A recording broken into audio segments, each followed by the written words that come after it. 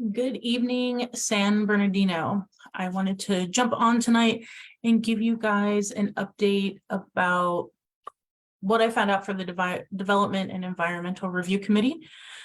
So I will give it a minute or so for the update to go out. I thought about what was the best way to make a post or something, but I want to go over some interesting things that I've discovered and have like a community conversation about this, because I think it's always important that if we're discovering things and we are trying to engage and educate and empower, what does that step of empowerment really mean for us collectively? So let me make sure we got our feed going. Okay, so here we go. All right, so as you guys know, the last week, well, this week, but earlier, I reviewed the agenda for what is called the Development and Environmental Review Committee. And this, we'll go over some of it. This committee is made up solely of city employees. So how our council and mayor have their appointees to some other commissions and committees in the city, this one is really made up of a different mix of like basically experts inside of City Hall. So we've got planning, building and safety, public works, traffic, land development, engineering, water engineering, environmental control in water, public works and integrated waste, and then we have county fire. And they all sit around each other and basically discuss conditional permits, conditional use permits, and then development permits for upcoming projects in the city. And last week, when we went over the material in the agenda, it was the notice of just the agenda item. The map that I have listed below was something that I had provided because there was nothing other than just the basics. There was no applications, there were no maps, there were no designations, nothing. And so I have yet to see any other meeting from our appointed commissions that have had no backup material. Now, there was another all city employee commission called the Affordable Housing Commission. They posted an agenda without any backup material, and that had been called out. So my question was like, are these, or is this meeting not required to follow the Brown Act? And what the Brown Act is a federal act on how public meetings are supposed to be posted, agendized, and noticed for the public to review information, to see what's being presented on upcoming items. Hope that all makes sense. Well, I questioned the city. I reached out on Tuesday, the day of the meeting, and I reached out to the city attorney, to the council, to the city clerk, and city manager's office. And I called and I was like, hey, what is the answer? What is the right answer does this committee have to follow the Brown Act? Well, today at 1:40-ish, I received an email from our city clerk, Genevieve Rocha. And she said, good afternoon, Treasurer. Thank you for bringing this to our attention. The committee is subject to the Brown Act, and the issue is being addressed with the planning staff. Moving forward, they will be publishing backup material with their agendas or making it available to the public when making it available to the committee members. We will submit a request on your behalf to the department for the documents provided to the committee members for the March 8th meeting. Thank you for your patience while we look into this matter. So they're not following the Brown Act. They have violated this act of how held meeting is supposed to be noticed, agendized, and how information is supposed to be passed to the public, because it was not posted in the backup material. It was not posted, or I'm sorry, the backup material wasn't posted with the agenda. It wasn't posted online and uploaded, and it was not provided to the public during the meeting. And here's my thing about this. These are big decisions. We're always talking about development. We are always trying to know what's coming before it gets to the planning commission. And I kid you not, how many conversations I've had with council members who were like, yeah, if we could only know, I would like to know what permits are being pulled. I would like to, you know, we should be able to tell people what development's coming. This is the meeting, you guys. This is the meeting. Some permits, development permits or conditional use permits can be pulled months, if not a year in advance, while everything is being assessed. And then we find out later on in the planning commission when all the specs are being put out there. This is the meeting that we should first know what's coming our way. If the council doesn't receive an automatic daily update of permits of applications that have been brought in, that would be probably the even closest step, besides being in the mind of the people that are developing. So what gets me is the city clerk being extremely nonchalant and lackluster to the fact that a standing committee in this city is violating the Brown Act. And then the all too known phrase, and moving forward. Well, we're not moving forward. We're right here, right now. This is not, as I have found out by looking at previous agendas, this is not new.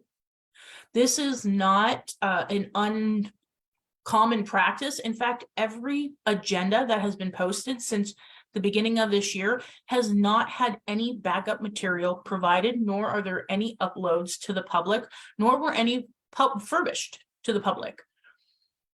Meaning that this committee has been violating for months. Now, would I like to say years? Would I like to tell you that maybe this is just an oversight? I don't know, because there is not a single agenda or minutes posted for any years prior to 2013. And I have been told that this committee has been in existence for as long as people can remember. That is a problem. And there are no minutes other than one set posted in February. So how do we even know what action's been taken? And what is upsetting to me, and we're going to get to this in a minute, is that, hey, thanks for bringing it to our attention. Like, why don't you know what? And it's not, I don't think it's all Genevieve, but I'm like, hey, you're the city clerk. You're literally, your office is responsible for posting. Where are we? So I want to look at this because the city clerk in our city, I went and I pulled the job description just to be fair and see what roles and responsibilities everybody's got. And the city clerk is an unclassified position hired by the city council and the mayor with a salary between $127,080 and $154,476. And the essential duties and roles are to basically oversee administrative records, public requests, the agendas for the council members, mayor, city council, city departments. They finalize the minutes and posts. They oversee and supervise the day-to-day activities of record management. And the city clerk, and the elections, they oversee the elections. They attend city council, commission, and other meetings. I don't see them listed on this commission meeting, and perform other duties as assigned.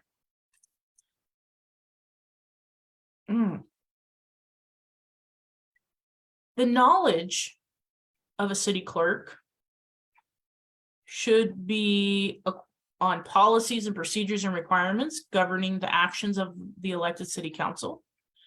They should have knowledge of organization functions, procedures, and rules of the city council and council committees.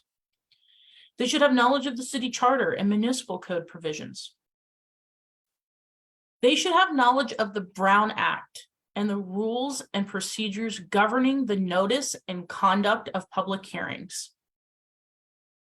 They should have knowledge of the California Public Records Act. We'll get to that one another night. And they should have knowledge of the California State Election Code, election procedures, and Fair Political Practices Commission rules and requirements. It's literally the job to know the Brown Act, to have knowledge of the Brown Act rules and procedures governing the notice of the conduct of public hearings.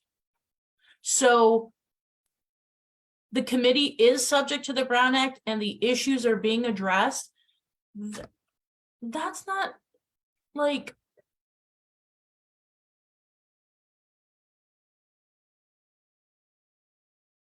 for $150,000, this is the answer we're getting. I don't understand it. And so I don't like it.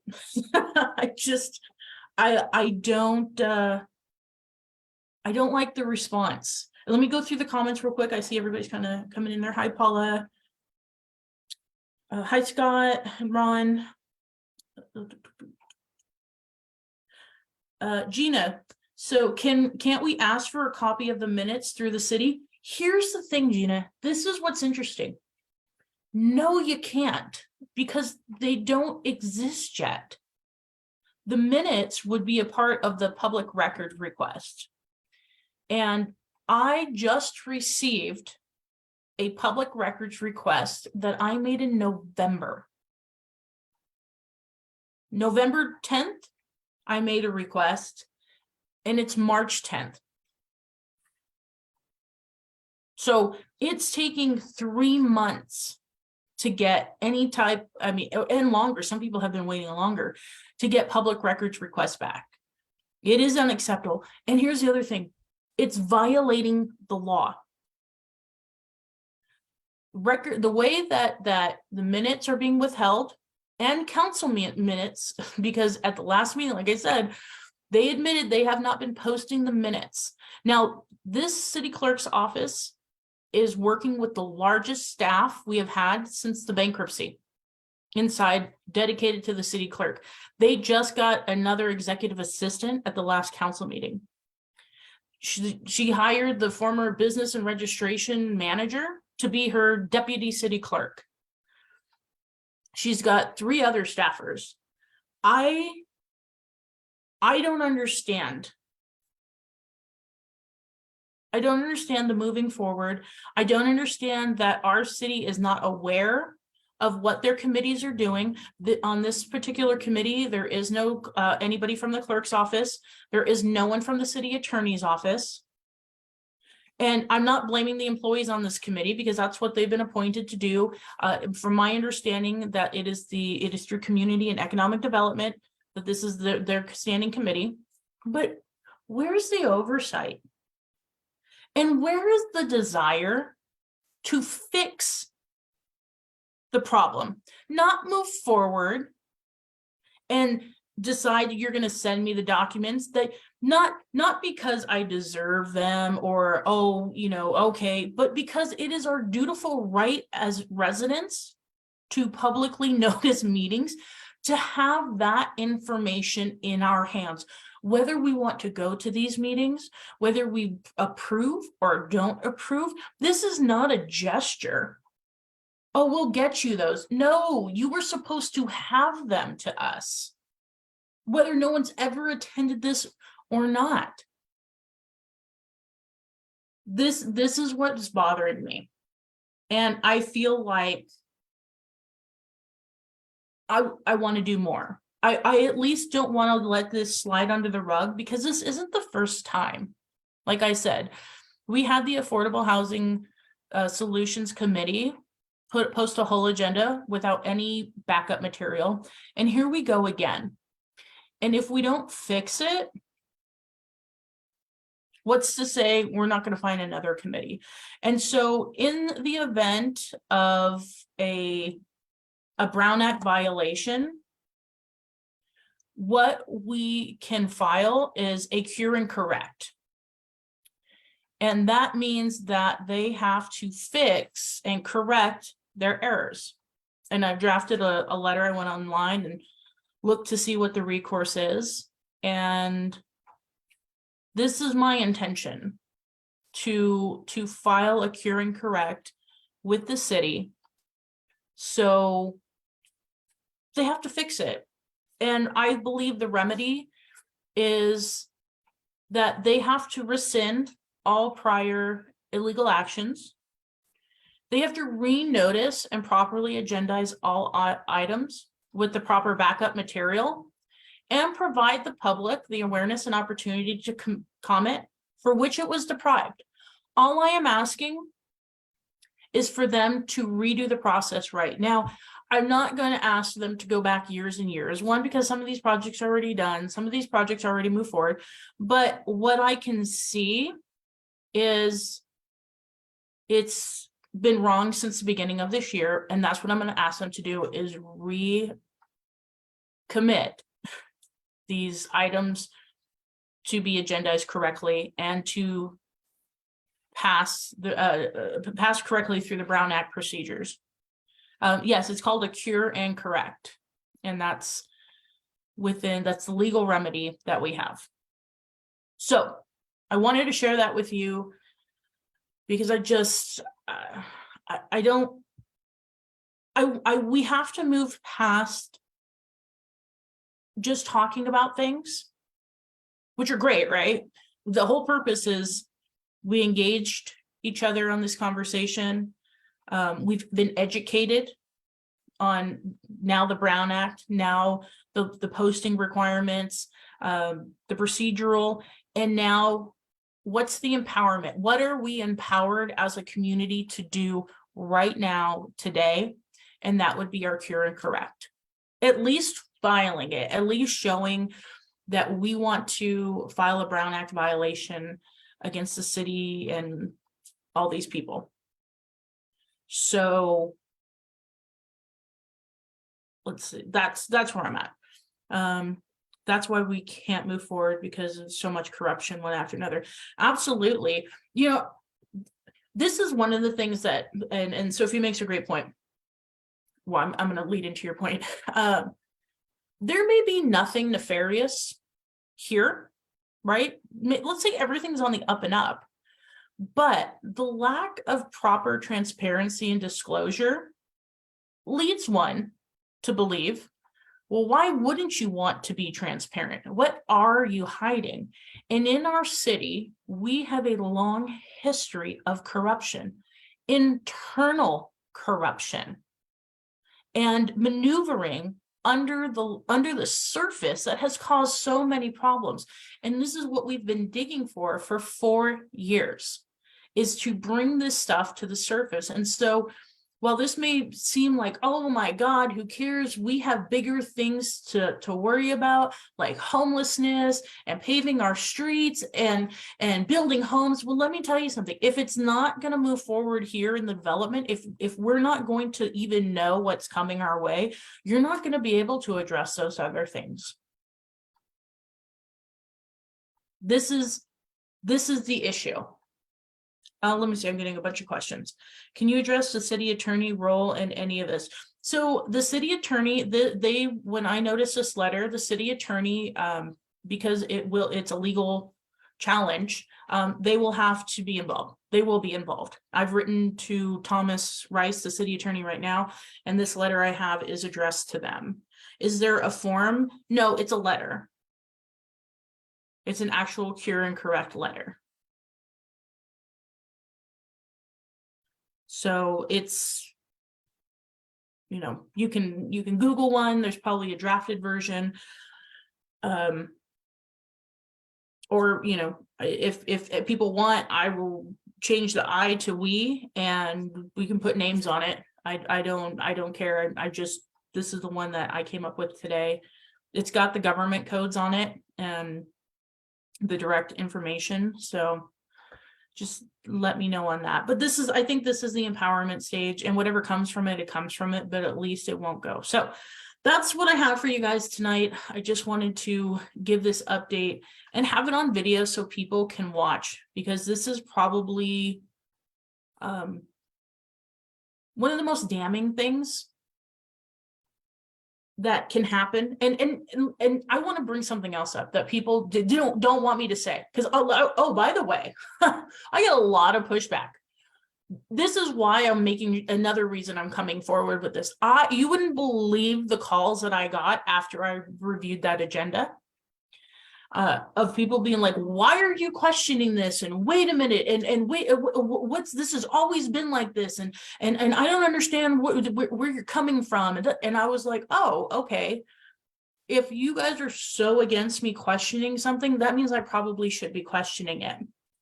And if I don't question this, here's the thing. I'm not a super litigious person. I'm not just going to pick up and sue the city, which, by the way, we have so many reasons to, and we could do a class action one day. But there are groups that literally comb through cities and counties and states to find reasons to sue. Like the ACLU, like environmentalists, different singular thought groups. I won't name them all, but they look for this stuff, and they look for any reason to change laws. And maybe the suing is over a procedural change. But here's my thing. That costs money.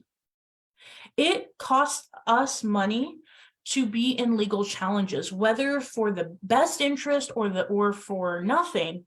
That's coming out of our pockets. So if we as the residents can come up and say, hey, I'm gonna write you a letter, and now you have to do this right moving forward, it didn't cost us anything.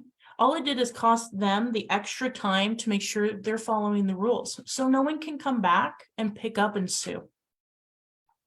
So I really think, and I had someone say this today and I thought it was good, in a lot of cases, we're the help that people didn't know they needed. So I appreciate all of you who stay on here.